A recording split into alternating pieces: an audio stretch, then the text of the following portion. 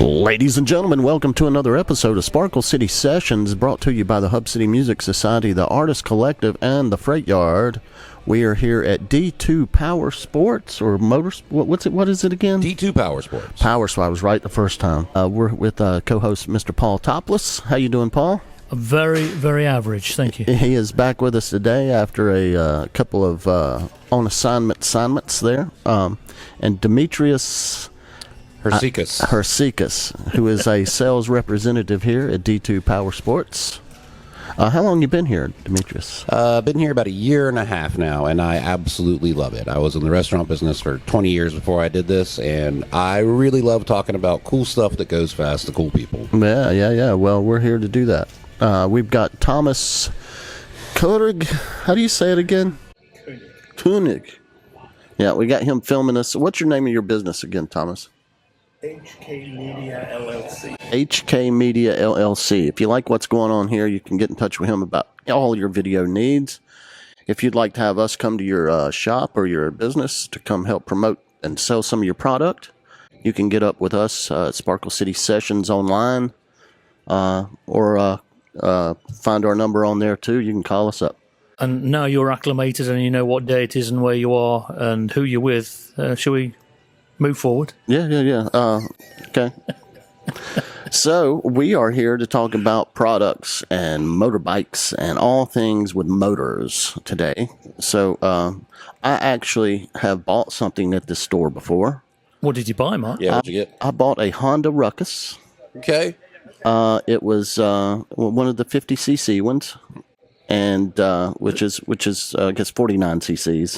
49. Yeah, because anything over 50 cc's in this state is considered motorcycle. Yes, you have to have a license for it. And you've got to have a moped license now to ride the mopeds. This is your much fabled moped of which I heard many stories. Oh, the Metro was the one I rode for a long time. How long ago did you get the Ruckus? Do you still have the Ruckus? No, I sold the Ruckus in 2015. All right. I had the Ruckus for about 4 years, but I rode a Honda Metropolitan for about 12 years before that. Okay, I've got a brand new blue one down in the warehouse if you're looking for a new Metro to take home. A Metro, that fit 49cc. Yeah, it's all that. Can you handle that many horsepower? I tell you what, being a fat boy like I am. I'm well aware of that struggle, my man. So I need something to get me out in traffic, and Honda engines, Honda and Yamaha, the Kimcos and all the Jap and the Chinese stuff. Mm-hmm. You got to get a 150 to get out in the in traffic. But with those little Honda and Yamaha engines, you can get out in the traffic if you're over 200-pounder. This is the opinion of Mark Dawson. Oh no, I've done it. I've got out on. I would like to say, as a paid professional, I suggest at least 500 cc's to get the traffic. So, Demetrius, tell us what you got going on up here today. Or this. We're in the holiday season right now. For those who don't know, but they will know as soon as they hear this. And what kind of stuff do you have up here for sale? Well, the talk of the town right now, is Christmas. We sold about 20 Christmas presents yesterday. Yeah. That ran us through a good bit of our stock. We've got some great specials going on our KOs. All of our major manufacturers, the Yamahas, the Hondas, and the Polarises are all doing some Christmas financing stuff. And I got to tell you, kids today must be a lot better than I was when I was a kid, because my parents certainly never trusted me with anything with a motor on it when I was 6 years old. Well, Demetrius, you know my wife, so maybe you could have a quiet word with her on my behalf. I don't know what I'm getting for Christmas. Do you want a youth unit four-wheeler? I don't care, as long as it makes noise and goes fast. It makes noise and goes fast. We can figure that out, man. I got some stuff here. Well, ladies and gentlemen, if you can see, we're in front of some product here. We're sat right beside this Suzuki Boulevard, which I actually really like these. Is this the M109? So the M109, is that the one right behind us? Yeah. That's probably my favorite motorcycle in here. Yeah. 1800cc power cruiser. It is an absolute monster. If I was going to take home any bike in here, that's the one. And they're ultra reliable as well, aren't they? These Suzuki motors. Yeah, and they weigh, I don't know, 150 pounds less than a Harley for the same amount of power. And if you got a bad back like me, that speaks to you. And they do sell used Harleys up here. We do have some up there, yeah. I don't know if you sell new Harleys. We are not a Harley dealer, so we can't sell any new ones. But you can work on them. we can work on them. We can work on pretty much anything here. We've got a bunch of really good licensed techs for every brand out in the back, and there's some bang-up guys. So what is the broader range of everything that you sell here? I know you do ATVs and motorcycles, obviously. And trikes. What else have you got? We don't do trikes. Oh, you don't do trikes. We have a lot of lines. We're a huge dealership for this area of the country. We carry Suzuki, Yamaha, Kawasaki, Polaris, Sea-Doo. We sell your Can-Ams and your Rikers and your Spyders. We also have CF Moto, which a lot of people don't know about. It is a Chinese-made bike, which is something I like to tell people, but they have burst onto the scene. They're actually ranked #1 in customer satisfaction on four-wheelers right now. You get a lot of bang for your buck. Yeah, and a lot of the components, I mean, with globalization, a lot of the components on many of these machines are made in China anyway. Yeah. So I know that Suzuki and Yamaha, I don't know about Honda, I know, and Kawasaki, they produce in China for domestic markets.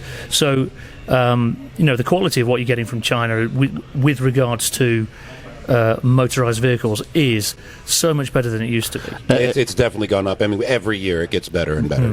Bikes, I'll say yes, but on their mopeds, I would, unless you get a name brand, I've had some serious issues with like some of the knockoff Chinese but they mopeds. don't have many 200-pounders in China. Well, that's true. That's true. You're living out in the country if you're a 200-pounder in China, I guess. I don't know. So tell us about, now when I walked in, there was the Gull Wing. Yeah, we have. Tell us about that for a second. We have a 50th anniversary DCT Honda Goldwing. No changing gears, no nothing. Just twist that throttle and go. Equipped with Goldwing's signature cantilever suspension, which it really does make that thing like riding on a cloud. It absolutely eats up the bumps, heated seat, heated grips, cruise control. You can hook up your Android or your Apple to it or whatever you got, and you just... That's a 6-cylinder engine, too. It is a 6. It's basically a car engine. You're riding around on... But all the weight's really centered low on it, so it's not really that hard to move around. And it's got reverse. Yeah, so you don't have to worry about backing up. You just pop it in reverse. One of those, I guess. Yeah. Essential for a heavy bike. Now, heavier bike. I was told that thing might reach 200 miles an hour. The Goldwing? Yeah. I've never got on one personally and tested it like that, or that's my story and I'm sticking to it. But you'd get close. It'll get you real close. Now, that Fireblade we got over there, we have a CBR 1000 RRR that is essentially a 500-pound computer that makes 185 horsepower right out of the box. How much does it weigh? About 500 pounds, man. Oh, wow. It is an absolute rocket ship. And I've noticed that you've got some Sea-Doos back here, which I think I was told that you guys might not be carrying those too much longer. So we're going to stick with Sea-Doo. I don't know how many of the Sea-Doo boats we're going to keep carrying, but let me tell you, if you're in this business, if you want a good deal on a jet ski, buy it in the winter. That's right. And get it while it's still cold outside. Do not wait until it gets hot. No. Prices go up the warmer it gets. Yep. And, we know these tax returns are coming back in April. We will happily alleviate you from that. They'll happily take your tax money, that's for sure. So I notice a lot of ATVs and quads up here. Do you guys sell many of those? We probably sell more off-road stuff than we do on-road stuff, especially this time of year with it being hunting season. Yeah. I'd be interested to see the numbers at the end of this year if we sold more ATVs and side-by-sides than we did motorcycles, because it feels that way. You can carry a couple of deer in the back of one of those things. Small ones, yeah. On the side-by-sides, you can pack a couple in there. Yeah, the big ones. Look, if you guys have never been up here to D2 Powersports, you need to come up here and check out their inventory. They've got a lot of stuff up here, man. They've certainly got more here than I have seen from the outside. I've driven by a million times. I've never been in here, and it's really impressive. I can't believe the range of different models and styles that you have here, and particularly excited to see the Can-Ams as well, because I do love a Can-Am. They're good fun. I currently have 632 sellable units on this lot, so if you need it, we have probably got it. They've got any kind of motorcycle you want. They've got any kind of four-wheeler you want. They've got even about 2 or 3 mopeds in here that are looking pretty good. The Hondas, they are 150s though, right? Which ones? Yeah, The they're red 160s one? actually. Yeah, the little ADVs and stuff. But those Hondas last forever. Oh yeah, you can't kill a Honda engine. Oh, you can't. I mean, I guess you could try, but and We you get might could. We You don't get put a oil in Bergman it. every now and again. And I don't know if you've ever been on a Bergman. They come in 400s and 650s, and that is a scooter, my man. Oh wow, that's a touring scooter. Yeah, that's a rocket. That's one of the things you get on and go to like Georgia on or something. 120 miles an hour on a scooter is wild. Yeah, I and, bet. and what 80 miles to the gallon or something like that. Not quite that good on the 650, but close. Yeah. I've been the fastest I've been on a motorcycle. I wasn't actually on the motorcycle. So a friend of mine has a fetish for Hayabusas. He's got quite a few of them, and he bought a Hayabusa racing combination. Okay. And this thing doesn't come out very often because it's a scary piece of kit. So he said, "Come on, let's go out." And he said, "You've got to get in the chair." And I'm 6 feet with long legs, and this is made for little Japanese people or small sidecar racers, So anyway, I squeeze into the chair. I've got my knees around my chin, and I'm barely in the thing. And we go up the highway, which is dual lane, to the roundabout. Come back down again. That's about 6 miles. And as we're coming back down, this Porsche comes alongside us. And my friend Arthur is unrelenting when it comes to competition. He will not be beaten in anything by anybody or anything. So he takes one look at this Porsche and just opens the throttle. Jesus. And we I'm hanging on for dear life, and it's 185 miles an hour. This is on a Hayabusa with a sidecar? Hayabusa racing combination, yeah. Okay. Yeah, and on the street, and on a road that is a 60 mile an hour limit. Anyway, That's just a suggestion. Yeah. Well, I've noticed that in South Carolina, the speed limits are purely notional. They're relative. Yeah. So anyway, this Porsche keeps up with us, and we turn off the main road, and we start going down the country lanes that are a bit more windy, and he got past us. It's like, so Arthur just looks at me and goes, "Watch this," and we're gone. And this Porsche just stopped, and turned around. Yeah, I think I probably would too. Have you ever driven a motorcycle with a sidecar on it? I have not personally. No. It's maddening. Yeah. It's so hard to do. Yeah. Well, now don't the racing sidecar guys? They don't have a back in their sidecar, do they? Oh, It's just a guy like hanging on. So you're thinking of the kind that race at the TT on the Isle of Man? That they're more of a tubular frame with a board. Yeah, that somebody sits on. To hold on to. That not really a sidecar, but They're counterweights, pretty Yeah. much, is what they are, right? Yeah. But this. What I'm talking about is, if you can imagine a Hayabusa, they're very streamlined anyway, very There's one right pointy there. and angular, Yeah. and the sidecar is very, very similar, and it's painted in exactly the same way. It just looks like something from Tron or one of the sci-fi movies. I call it the very fast couch, because the actual Hayabusa itself is such a big bike with a big front end. You can really lay down on it, but the sidecar to go with it, you were probably crammed in that thing like a sardine. Yeah. So we know the Goldwing goes pretty fast. What's the fastest bike in the shop right now? I mean, it's between the H2 that we have up there. We have a naked H2, not one of the full fairing ones. Those are really hard to find. Or the Fireblade that we were talking about earlier. It's definitely going to be one of those two. Right on. See, my dad used to race motocross before I was born. When I was born, my mom made him quit, but he still. And then he was just very cross. Oh, well, he was. He was. I think one of my earliest memories is watching my dad race dirt track and going off the track, and then he never raced dirt track anymore. My mom was kibosh on a lot of stuff for him. He is. But anyway. So we are up here at D2 Powersports in downtown Spartanburg, South Carolina, right off the interstate, right off I-85. Is it Business 85 now? Right off Business 85 on Heron Circle. Yes.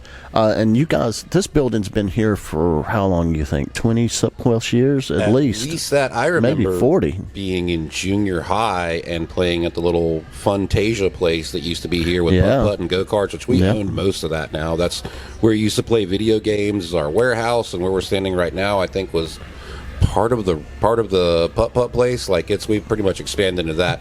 And I'll never tell the owners this, and I hope they don't listen to this. But when we were kids and we went to go play putt at about the 14th hole, you could bounce your golf ball and hit it baseball style with your putter there, and try to knock it into the Kawasaki sign outside. But that's what they told me. That's what other bad kids did. Nobody did that here. 30 years ago, I think the statute of limitations has passed. Yeah.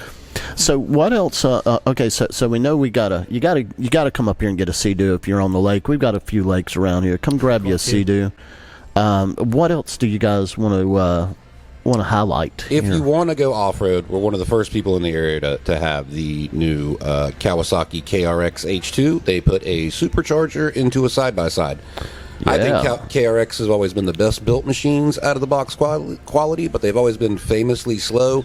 They are no longer famously slow. This is 250 horsepower right out of the box with an electronic suspension that each side talks to itself about 400 times a second, automatically adjusts for the weight that's in the cab. You can change it on the fly while you're going 100 miles an hour. Is it smart to go 100 miles an hour through the woods, though? Is it what now?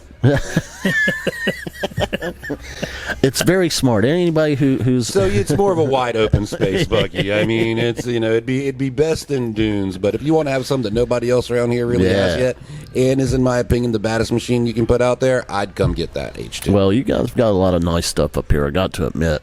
I haven't been in here in forever, and when I walked in, I was like, that's a lot of stuff. Yeah.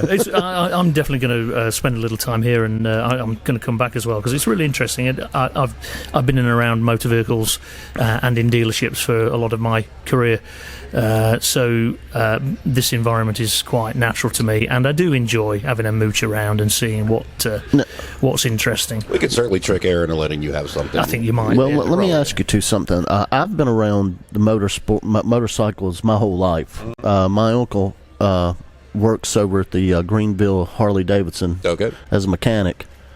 He's been there for a while, but he runs his own shop in Kentucky as well. And so I've been around it my whole life. I've actually saw a motorcycle go from frame out of the trash to a riding motorcycle. Everything was spare parts. Took a guy about a week to do it. I saw him build it all the way from the scratch up. So I've been around the motorcycle and bike stuff for a long time. How long have you guys been around?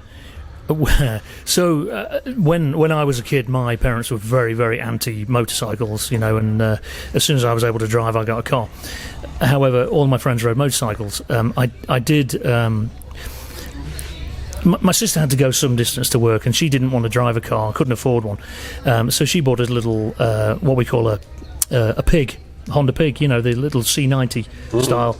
This is in the 80s, and but she didn't use it every day. So of course, when she was out and no one was around, I would jump on her C90 and take it up into the woods and use all the gas. Use all the gas. And I was returning with my friends one day. We had quite a long driveway, but it had a bit of a kink in it, and it was uphill.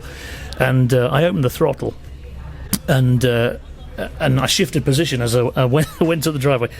Accidentally knocked it down to first gear. Front wheel comes up. I'm full throttle up the drive, front wheel, off the fence, ricochet, full turn, and our back door to our house was on the side next to the driveway. And just as I was about to go through the glass door, my younger sister opened the door. I went straight into the kitchen and put a tyre mark up the washing machine. How did Mum and Dad feel about that?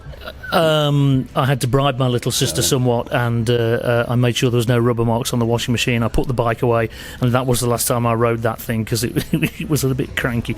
But yeah, I've been around motorcycles as well. And another quick story.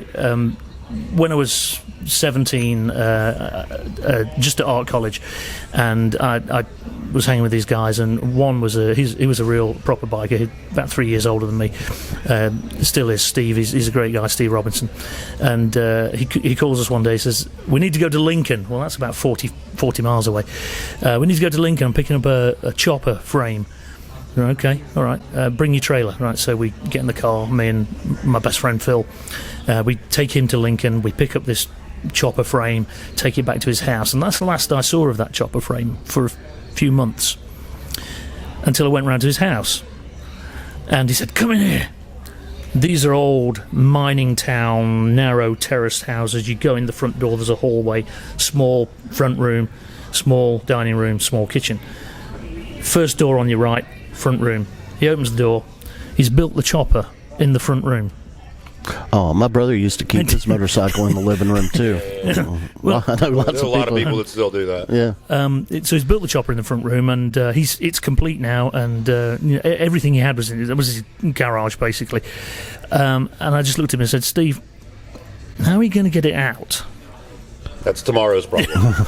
And he did have to take it somewhat apart to get it through the narrow passageway and out the front door. Now, what about you, Demetrius? How did you have you been around the cycle world for? So much like him, when I was younger, about 13, 14 years old, my cousin had a Ducati, and at Thanksgiving one year, which we just passed, put me on the back of it and took off down the road and wheelied, and I fell off. And my parents were very, very against it for a very, very long time. Really just getting into it when I started doing this a couple of years ago, man, and I just absolutely fell in love. It becomes a addictive, very expensive hobby when you start getting into it. Well, the guys from World War II came back, and it was all about freedom of the road, freedom to get away from the stuff they just experienced. Right. And so, boom. The counterculture was created, and the same with hot rodding as well. Is the birth of hot rodding. All the GIs coming back from Europe and buying up the old Model A's and Model B's that were now defunct and rotting in fields. Street rodding them. Yeah, just hot rodding them and putting a hopped up flathead Ford motor in, and same thing. It was the counterculture. We've seen and done so much. We will not conform any longer. And incidentally. This is also where the iconic Iron Cross symbol comes into the culture, because a lot of these guys brought back their war souvenirs, and they would adorn their rides with an Iron Cross that they had acquired in Germany whilst fighting, and that's how it became a symbol of the motorcycle and hot rod countercultures. Well, now around here in the 30s, there's a lot of bootlegging going on. So in this area particularly, a lot of cars got manipulated to go faster than the fastest cop cars. It was 100% to get away from cops. Yeah, 100%. And lightened somewhat with the removal of certain areas of backseat gone. But so we've got a rich culture in this area of manipulating cars to go fast. We are only a few miles from the Dark Corner, of course, which is synonymous with bootlegging and shine running. And I am told, and I'm repeating this secondhand, I am told that my father-in-law's family, with whom he does no longer have any association, one side of the family are notorious, or were notorious shine runners in the Dark Corner. And the stories are fascinating, and I probably I'm going to need to hear these one day. Well, now my dad was he ever involved? Is what I need to know. For those of you who don't know, my father is an eminent lawyer. My father-in-law is an eminent lawyer and former judge. So no, he was definitely not included in any of those things. Certainly got me out of some trouble back in the day, and he never blew anything up. Well, now my dad used to run moonshine for his grandma in eastern Kentucky. She used to. She was the brains of the operation. Well, she was the brains of a lot of operations up there, dude. She was a smart woman, real shrewd and cutthroat too, man. I mean, even with her own children, she was cutthroat. I'll give you an example. She was mad at one of her daughter's children, and she knew that he'd been getting in trouble with his wife here recently, right? So this one young girl comes up and needed a ride to the gas station to go get some gas for her car. Car broke down or something like that. And so my great-grandma, my dad's mom's mom, suggested that this particular individual would give her a ride down to the gas station. And as soon as they left in the car, she called up his wife and said, he's down there at that place again with that girl. And next thing you know, man, all hell's breaking loose, and she's like, I told you I'd get you back for doing that, whatever he did to her. But he ran a little bit for her for a while, and then he got a riverboat job, so he had to quit doing them. But so what else what else have we got going on up here at the shop? Wait, let me ask you this: if somebody's got something broke out there that they've just, I don't know what's wrong with it, they could bring it up here, right? Well, what's the wait time on getting something fixed up here? Well, we got a lot of really good techs and a lot of people bring their stuff up here. Sometimes it may take us a couple days to get to it, but because we have a lot of really good techs, when they give it back to you, it's going to be fixed. We do all kinds of warranty work with every single big manufacturer. So you bring it up here, we can either trade you out of it and put you into something new, or you can fix up what you got so you can take it home and keep loving it. Now, I notice a lot of ATVs. I know you sell a lot of ATVs up here because you've got quite a few of them.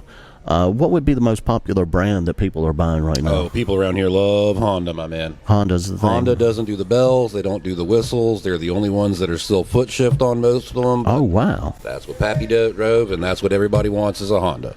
Wow, I didn't know that most of them are going electronic shifters.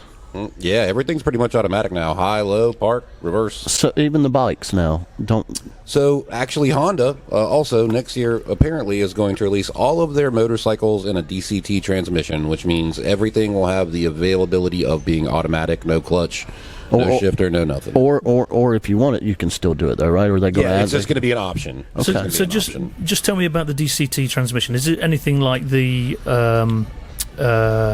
I've forgotten the terminology now. The CVT, is it anything like the CVT? DCT and CVT are very similar. I mean, Honda doesn't use anything with the belt. CVT uses a lot of stuff with the belt. Yeah, that's the downfall of the CVT, isn't it? Yeah, pretty much. Yeah. But I think I've been on one bike that was DCT, and it's fun. They make it a Rebel 1100. Yeah. Which is one of the top 10 selling bikes in the country last year. People love it. It's got 1100 cc's. Just get on there. You can go fast, cruise down the highway. You're not having to downshift at stoplights. Honda's also introduced their e-clutch, which is basically just one shift in the first gear, and then you just use your foot. You don't have to use your clutch again after that at all. Right. Honda wants to sell more motorcycles. Yeah. A lot of the motorcycle purists, the people who are used to hammering down and getting in there, they're not going to like it. But at the end of the day, I think it brings more people to the sport. We sell more motorcycles, and the more people we can get out there on the road, the better, I think. And the other thing with going automatic as well is, we have to face that we are in modern times, and certainly in Europe, there's been a bit pushback here in the US, but we're moving on to electric vehicles, and there are no gearboxes, so they are just put it in drive and go. So, kids are learning to drive now. I know this has been the case here in the US for a long, long time, but kids now in Europe are learning to drive, never having to use a stick shift. No. And we have two different license classifications. You have to pass the specific test to drive stick. If you only pass the test to drive an auto or an electric car, then you can't drive a stick. But it's getting more and more that way. And in actual fact, I've been told that in the very near future, it will be only an option to opt to drive stick. And it's just, we, like I say, we're embracing modern times, and as we shift onto electric vehicles, of course, there's not going to be any more foot changing and clutch. Does England hanging on to that clutch at the stop line? Yeah. In England, do they do the graduated motorcycle licensing like they do in Greece, or you have to smart out on a small CC, and move to medium? And you do. So first of all, you have to do your compulsory basic training, which is a riding test and then a written test. Okay. And then you can ride a 50cc. I think for the first year you can ride a 50cc. Someone will correct me whether I'm wrong, but it changes all the time. Right. Then you move up to 125cc, and when you've passed your probationary period, you can then go on to larger motorcycles, but they are experience and age classified. So once you get to where you can ride a 350, for example, then you can pretty much ride anything. Well, go ahead. I'm sorry. Passing the test and getting onto a 1000cc monster, which you absolutely can do here in the States. We don't suggest it. No, so it is different from when I passed my test, because when I passed my test, my driving test, the car test, I was automatically eligible to ride anything up to 350cc with my driving license. Now, they have taken those privileges away from me over the years, along with driving certain tractors and steamrollers. Well, you can't run over. What did you do on a steamroller for them to take away the... It wasn't me. Okay. That's our story every time. Yeah. No, so what happened was when you passed your driving test, our laws were that you were able to drive, so therefore you can drive all of these things. And then they started thinking, well, actually, some of these things are pretty agricultural and dangerous, and maybe we shouldn't let novice drivers ride on them, drive them, or tow them, or whatever. So they gradually declassified all the licenses now. So I can drive up to 250cc motorcycle. I can drive a truck up to 7.5 tons. I can drive a personal service vehicle, a bus, up to 9 seats, nothing over. But I can still drive a steamroller. So, Demetrius, I noticed you brought a list here of stuff. Is there anything that needs to be noticed on that list that we don't know, that we haven't talked about?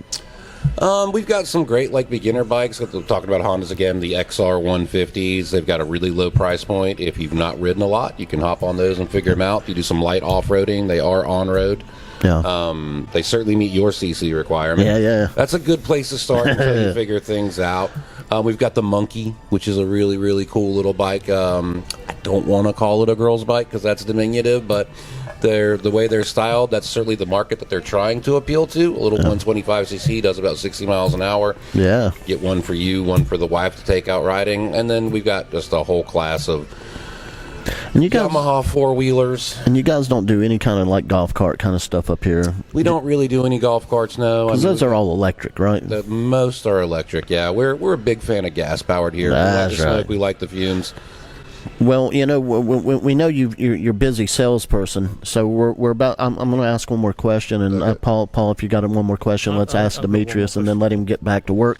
How has the cycle culture and everything? How since you've been involved? I know you haven't been involved too long, but has it grown a lot since you've been since you've been around it?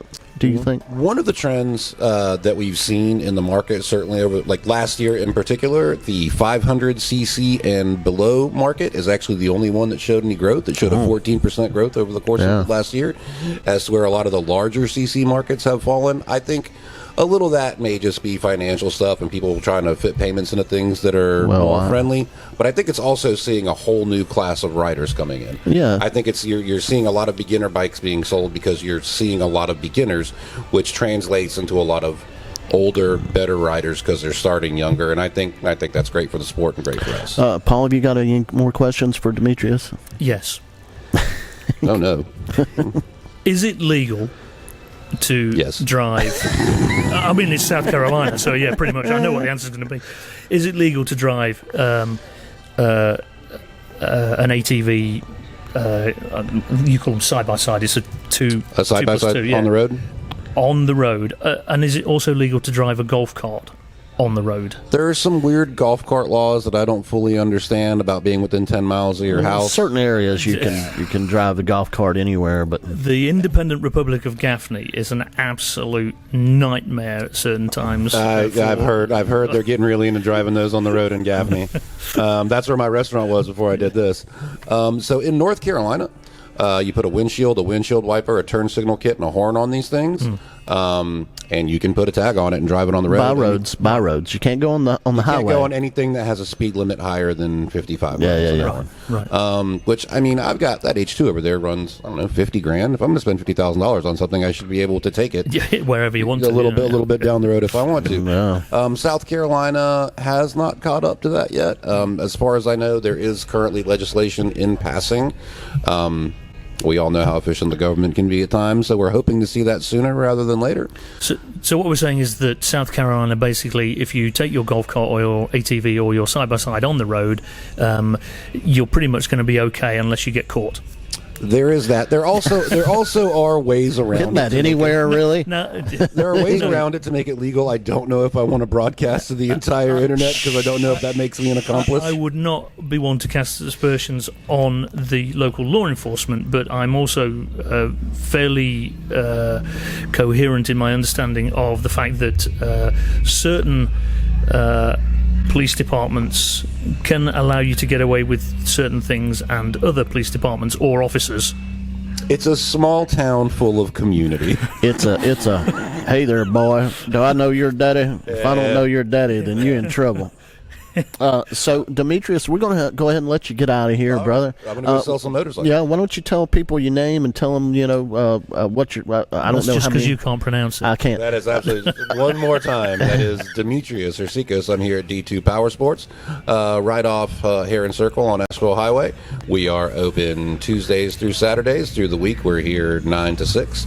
And on Saturdays, we're here 9 to 5. But if you need something, just give me a call, ask for me, and I'll stay late if I need to. I don't come in here to not sell power sports. That's right. To do it. Yeah. Well, we appreciate you being on the show, and maybe we'll be back sometime down the line to help you sell some more stuff. If you get a bump out of this, it'd be awesome. We'd be very happy about that. Well, you're taking a ruckus with you before you leave. Maybe.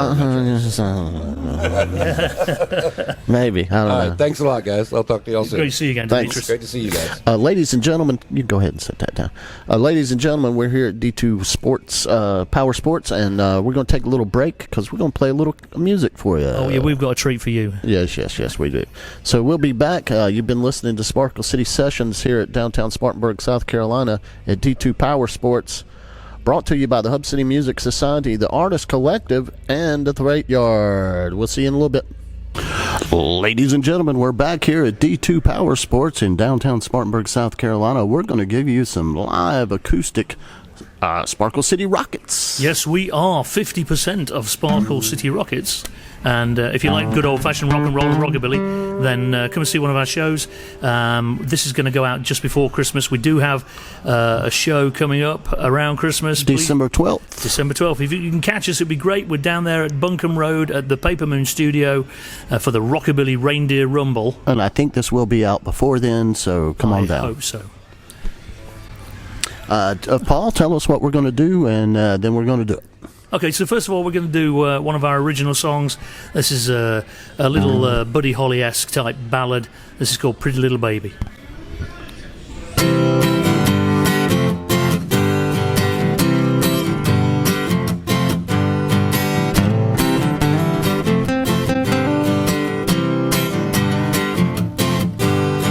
Pretty little baby, how you look so fine. Get so close and a shiver runs down my spine. Pretty little baby, pretty little baby, pretty little baby, won't you dance with me? Pretty little baby, don't you look at me that way. Your angel smile, I don't know what to say. Pretty little baby, pretty little baby, pretty little baby, won't you dance with me? Oh, my heart, it would not stop when I saw you there at the hop. You danced with me and it was so fine. Now I wanna make you mine. Pretty little baby, your brown eyes make me blue. You get so close, but I don't know what to do.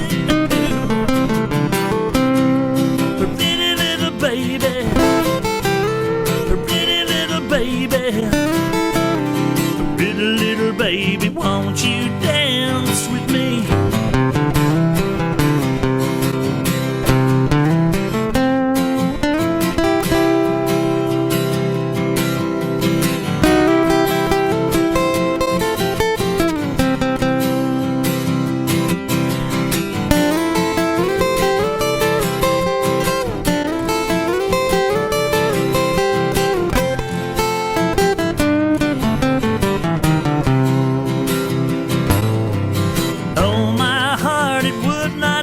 When I saw you there at the hop, you danced with me and it was so fine.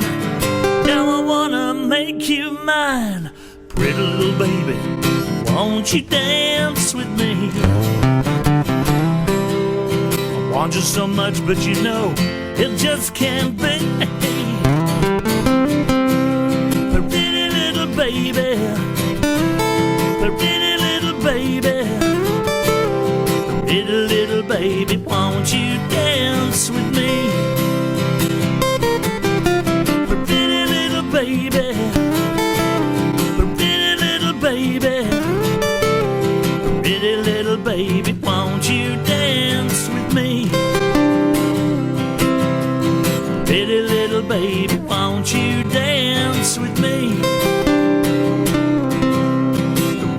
little baby, won't you dance with me?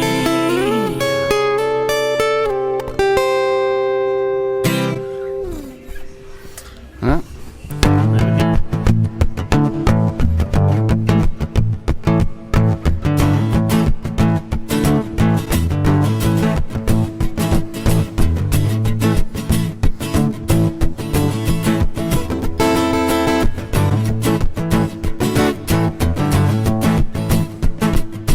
I'm gonna tell you how it's gonna be. You gonna give your love to me. I'm gonna love you night and day. Now I love and I fade away. Now I love and I fade away. Now I love and I fade away.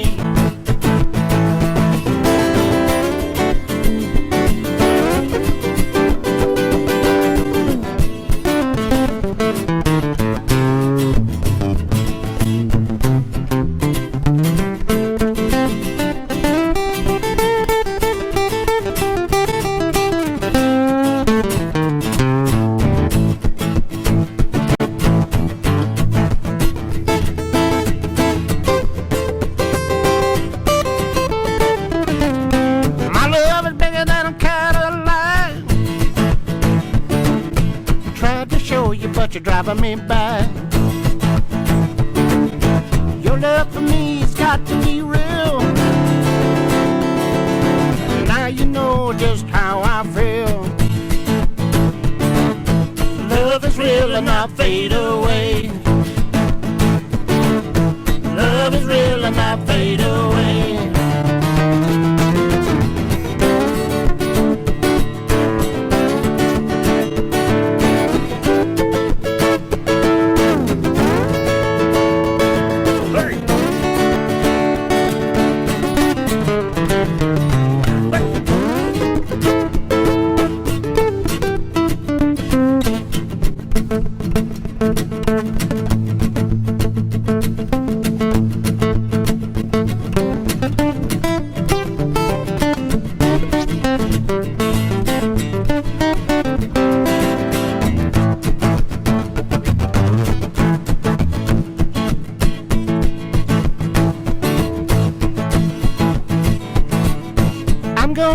How it's gonna be. You gonna give your love to me. I'm gonna love you night and day. Now I love and I fade away. Now I love and I fade away. Hey!